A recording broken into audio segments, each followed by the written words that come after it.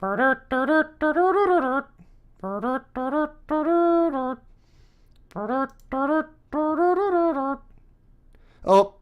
you've been bit by a cobra and you're dying a slow, painful death.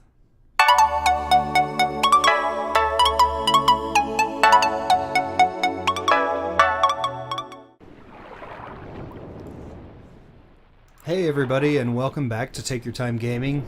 We are now on Myst episode 6 of our Let's Play. I'm your host Wesley, and join me as I continue to run up and down the corridors of the Stoneship Age futilely, as I can't figure out where the heck I'm supposed to go. So I've been doing a Rocky Balboa, and I've been running up so many steps that I just want to shout, "I love you, Adrian!" at the top. And I don't know what to do. So I know that the 135 degrees is important, but there's nothing on this thing that can take that. Like, okay, I'm gonna go down here. The only thing that even slides and has an angle on it is this thing. But no matter what I do, like, there's no degree markings. There's no... Other than making the skull make funny faces, there's nothing to do with it, and it doesn't seem to matter what I do. Like, that doesn't make sense. That seems like a distraction. And I have been flying up and down these. Maybe I should check these things. They kind of look like doors, right?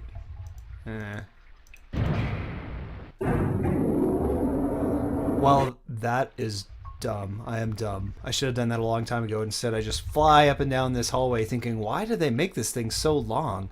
That's a waste of time. But, lo and behold, look at what happens when you actually stop and take your time. Which I think should be the name of this episode, most likely. Okay, so we're in a chamber underwater. This looks a lot like a compass. That's the passage I just came back down. So this weird underwater passage, which actually seems to have two entryways. Let's check out where this one goes. This is where I... No, it was on the other side, on the last one. Does this link the two together? Aha! So it's a secret passage between both of the brothers' rooms. And both of them open if you open one of them. And they bring you to this central chamber, which has this compass rose. Uh-oh. I have ruined everything. Get me out of here. Hate. Okay, I don't like darkness. I do not like darkness. So don't push, that's apparently a push button on the outside ring. And I have depleted the battery. I am really getting my exercise in this age. I gotta crank the wheel, I gotta run up and down the steps. All the while clutching this sweaty, filthy page to my chest. Which I'm not really sure I even want to give to the guy anyway. Because he's kind of a jerk. Okay, back down this hallway we go until we find the secret door. Through the thing. That is north. So north, how many of these are there? One, this is 90. So 90 divided by 1, 2, 3, 4 would give me 45.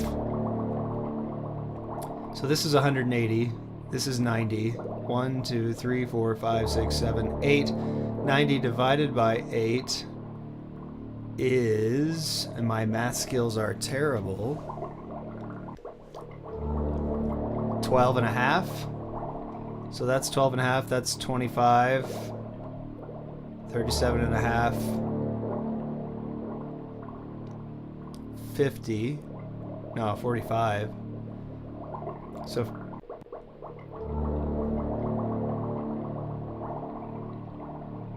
let's write this down on my paper, because I'm sitting here and failing to do it in my head, and I really should always go back to the paper, because that's the source of all true knowledge in the world. So I'm going to draw this out.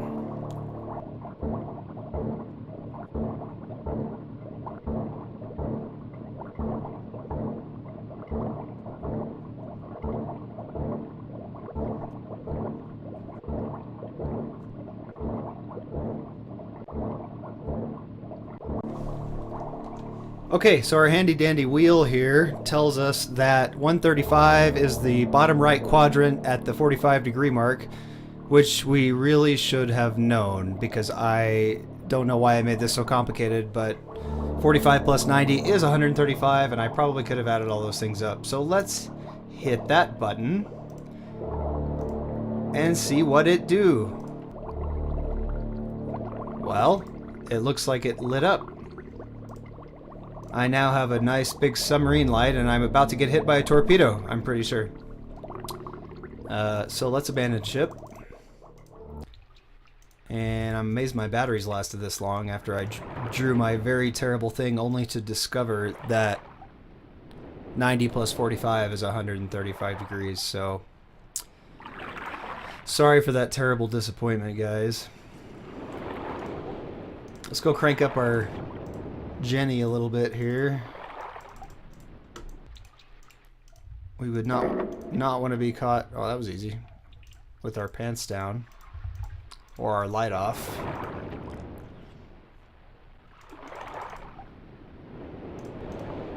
Back to the bilge pump to clear. I'm amazed at how efficient that pump is. It just sucks all the water right out. Excellent. So we are now in this much better lit room, and down these steps. So when we ended up beforehand, that was the face of a table that we kept wondering what that outline was. That was the thing I thought was a button, is actually one of the external lights. So nothing too incredible here. I kind of wanted to see like an octopus float by or something, but this is definitely the wrong genre for that. Ooh, so the table, which is the only real feature in the room, features a Myst linking book. So that will link you back to Myst Island. So before I do this, we've now gone through 2 ages. The only thing we found is red and blue pages, one of each in each age so far, channel 1 and this one. We did determine how to solve the marker switch puzzle and retrieve the page, which we did by happenstance before. So I'm going to call this age complete. And let's go back to Myst, I guess, and see if we can't figure out what's next.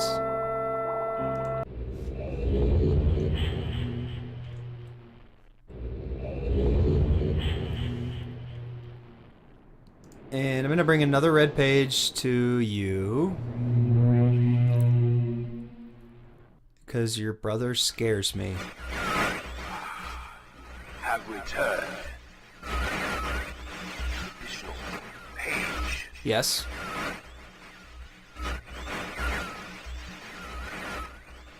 Leave from my prison on this forgotten island of Myst. I see that you are. I am called Sirius. I need all the red pages. Yes, I know. I know all this. Search and bring 2 more for the red. I am released. I promise. Oh. Don't touch the blue pages. Uh-huh, I'm sure they're toxic. Anthrax. For my wicked brother.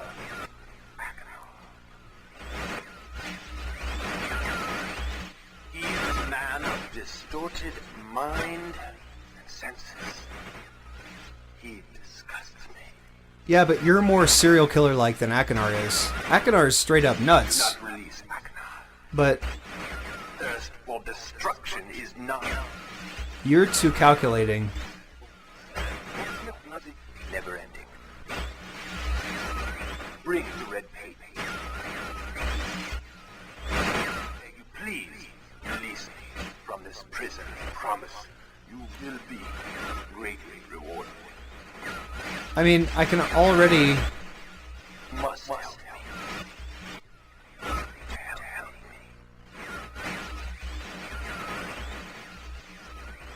I can already pillage all your valuables, so I really don't think you're going to reward me more than I could just steal from you.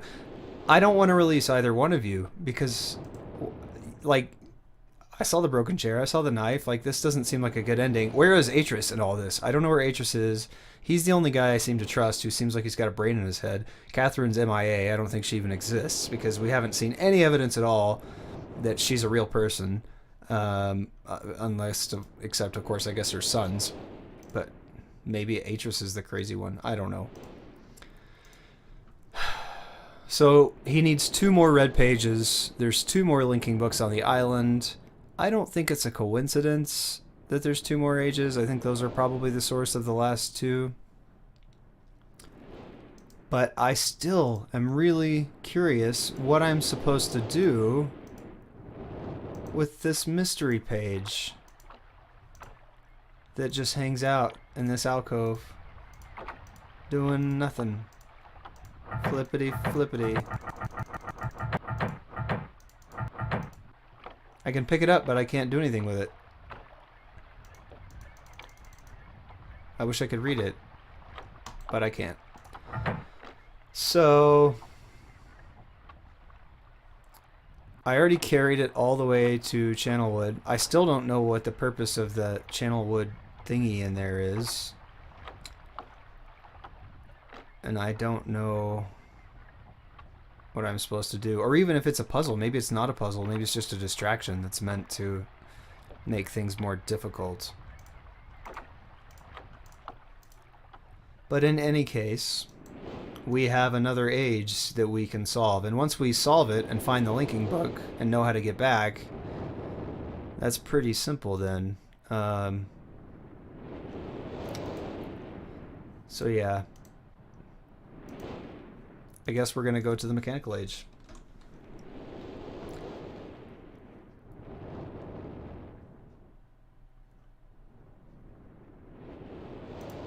So, allez.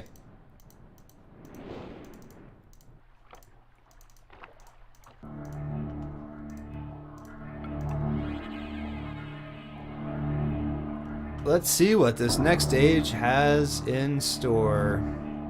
While I link in, I'm going to draw some notes from the end of the Stoneship Age, just to jog my memory later on in case I need it.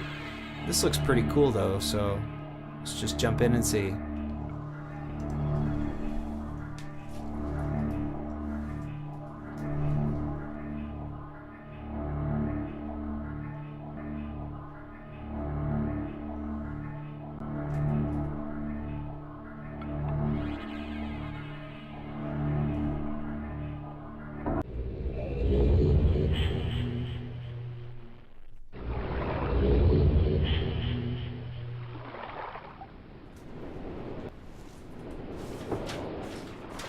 So just for your reference, I wrote down some information. Once you check this, behold, the lights come on in the study room, and the linking book rises out of the table once you go down there.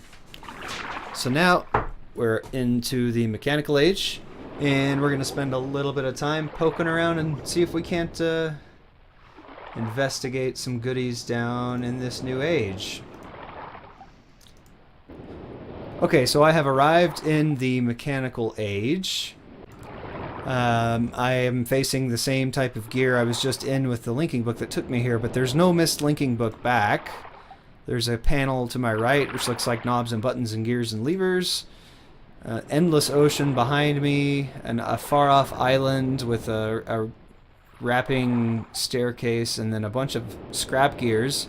And so this is the defense position that Atris mentioned in his journal, building to defend against the invaders and the black sky. The sky actually is blue here, not black. So maybe they've been vanquished. But this looks like a big turntable. There's a series of gears here underneath it, and I think this thing will probably rotate. This gangway will rotate around to line up with these other platforms here so we can access all the parts of the age. This is probably the control panel to get to it. Okay, so it looks like there's symbols on this keypad of some kind. It probably is a combination. I'm going to push these buttons. Yep. Okay, so different symbols.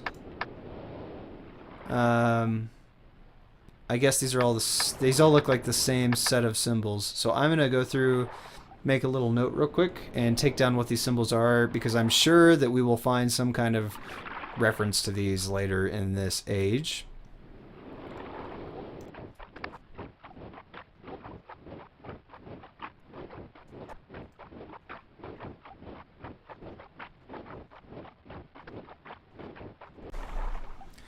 Okay, so we have 10 total symbols. I've written them all down. Plus crescent moon, the cyan logo, a triangle, some elevator arrows, the sun rising over the mountains, a ball rolling down a hill, a wiggly line, some really messed up pyramids, and a circle with a square in it. And let's go back to the game, plug some things in, push a button or two. See if we can't break this entire island.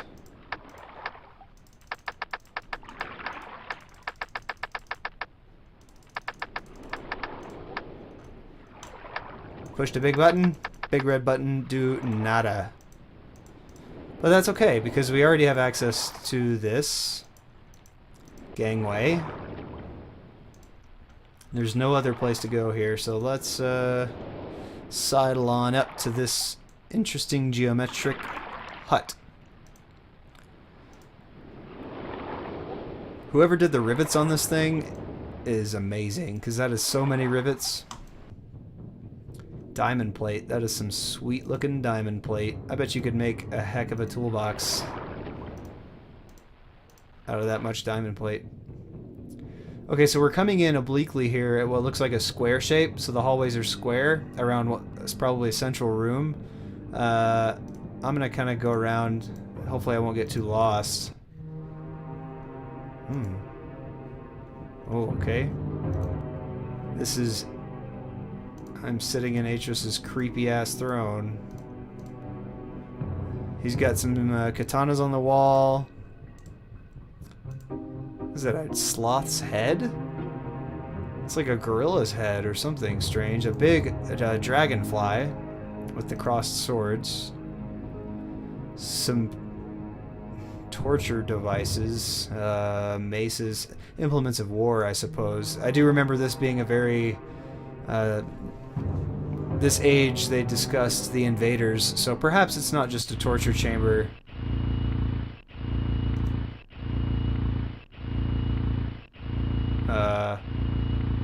Calibrating. Where's Garrus when you need him?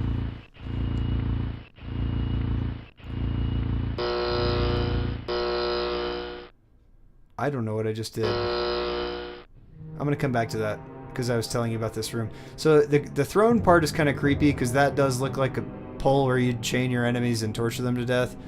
But because it makes me feel better about myself, I'm going to say this is the armory, and these are just implements of war that they needed to do their thing. Okay. I am now dead. Good job, guys. So this is a... It's my Cobra in a box. Okay. This is a martial helmet, another sword. It's almost kind of mixed cultures here. You've got samurai, but you've also got these very medieval-looking maces and flails and things. So, you know, perhaps he's a student of all types of war and destruction. We'll come back to this interesting imagery here. But first I want to check out what's probably Cirrus's side, which I can only imagine is like just like this, full of treasures and things. Model of the ship, a model of the rocket ship, so vessels. A painting of a lady.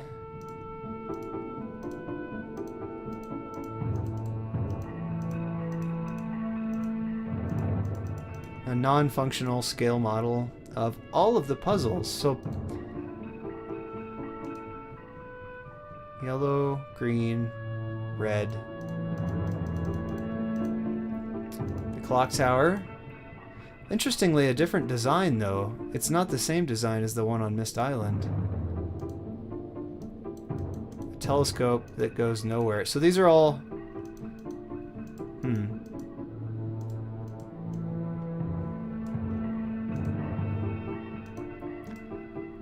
And all of this diamond plate everywhere. What does this do? I'm gonna get my eyes pecked out. Flap, flap, flap.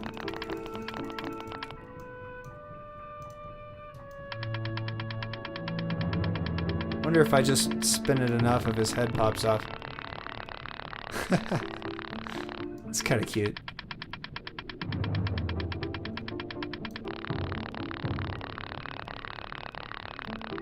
Little mechanical model.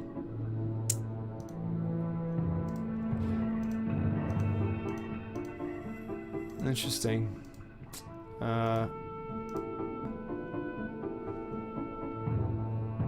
So I'm gonna make a few notes here about this room.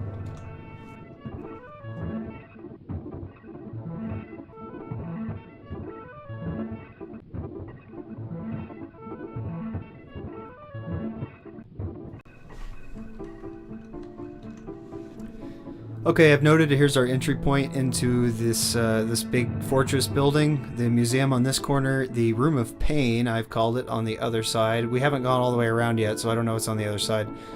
But the museum room has all of the miniature items in it, and then those 3 stones which light up red, yellow, and green, and we don't understand what the purpose of those is yet. This is a nice marble throne where I can sit and behold my universe. This telescope may come in handy when we get the room aligned to something, because this whole room seems to rotate on something.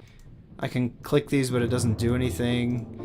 That's a pyramid, that's like a dodecahedron, and that's a 20 or 20-sided or something. Okay. What's this do?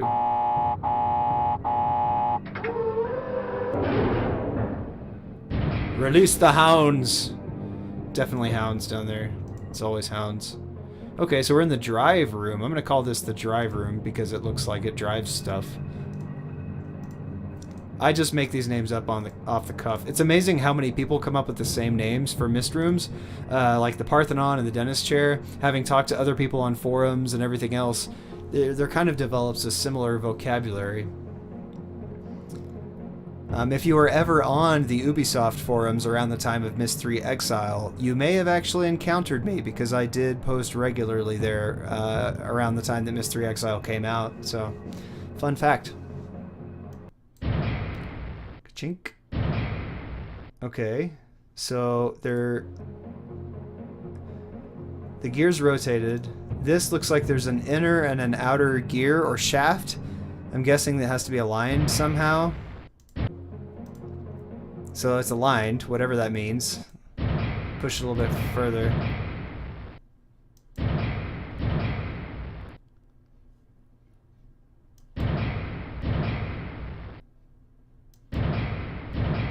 So one pull of the lever gets you 2 ticks of rotation.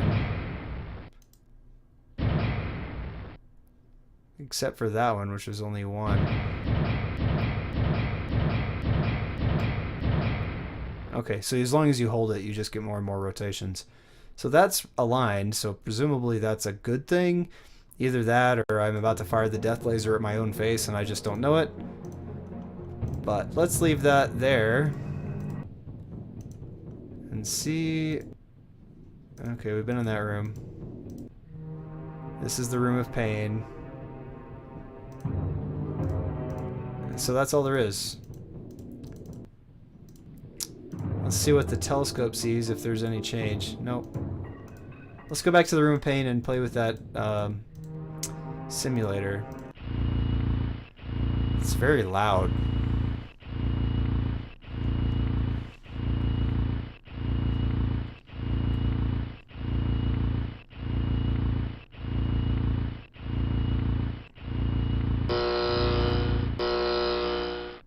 Okay, so it's showing you in graphical representation by modeling it that currently we are facing this station.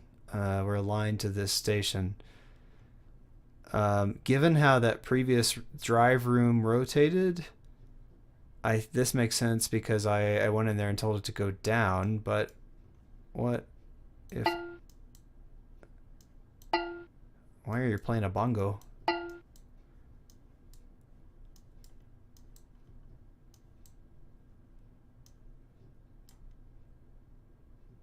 Okay. So that's swinging around.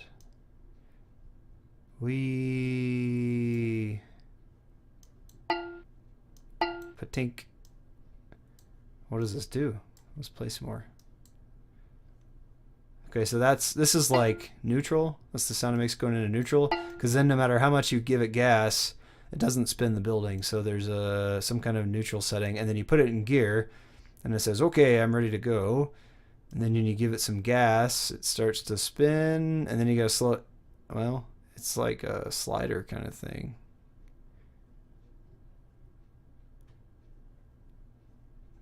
But you can't go backwards. You just have to get your inertia up to do it. But it only seems like it's sticking at the cardinal orientations. Because if I go halfway and stop, it falls back to the cardinal. So let's go here. And what if we take it out of gear at this new spot?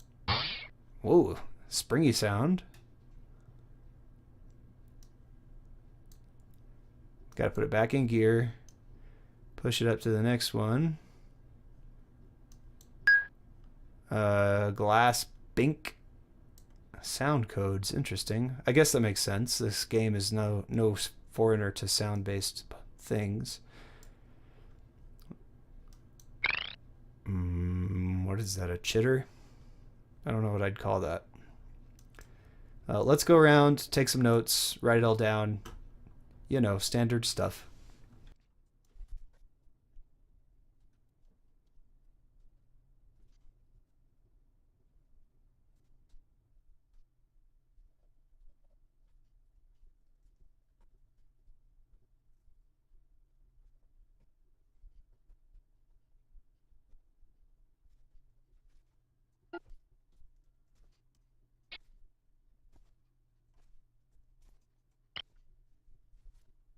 Okay, guys, so I've labeled all this out, but really what's important is the different sounds, I think, because that's all that changes as you rotate it.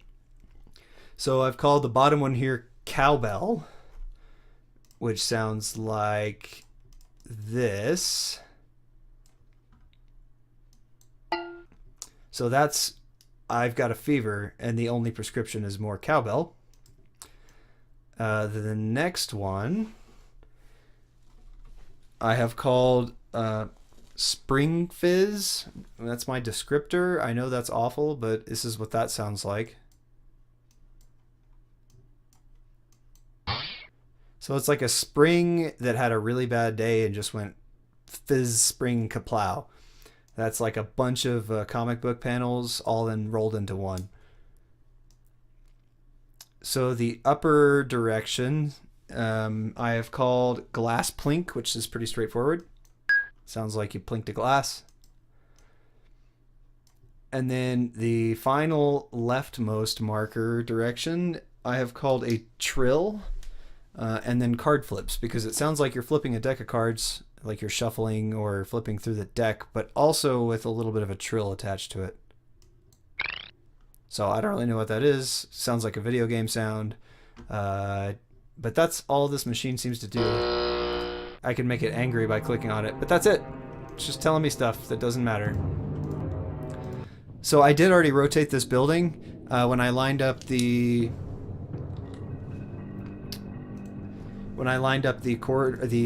thing in the drive room downstairs. So when I went down here into this room and I aligned it, let's see if it's actually still aligned. It is still aligned. So let's make a quick jog outside and see what we're lined up with now. Nothing. So these are all the same.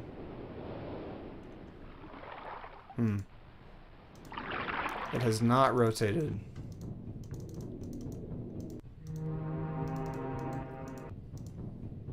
Let's go back in the drive room.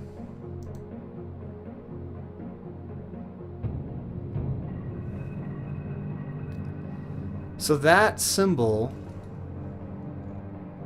is tentatively similar to that symbol. I'm going to try to put all those into that little thingamajig outside and see what happens. If that doesn't work, we'll take a break and then come back in the next episode. Because this is not moved. And I don't know what to do with this thingy. So 1, 2, 1, 2, 1, 2. Nothing. Nothing at all. Ah, I had an idea. Remember, let me go back to the journal here. So this segmented behavior here, that looks like that. That looks like a staircase that goes down. So I don't know how we activate it, if the panel activates it or what, but we'll keep that in mind as we continue adventuring around the island. So with that, this is a good time to stop this episode. We are going on a little bit long, but I think once I take out my drawing and everything should be good. So thank you guys so much for watching. We had a good exploration of a couple of ages here. We don't really have any more answers than when we started the last couple of episodes. So if you want to actually get to the point where we understand something about the worlds we're in, tune in to the next episode. So thank you guys so much for watching. Have a great rest of your evening, and cheers.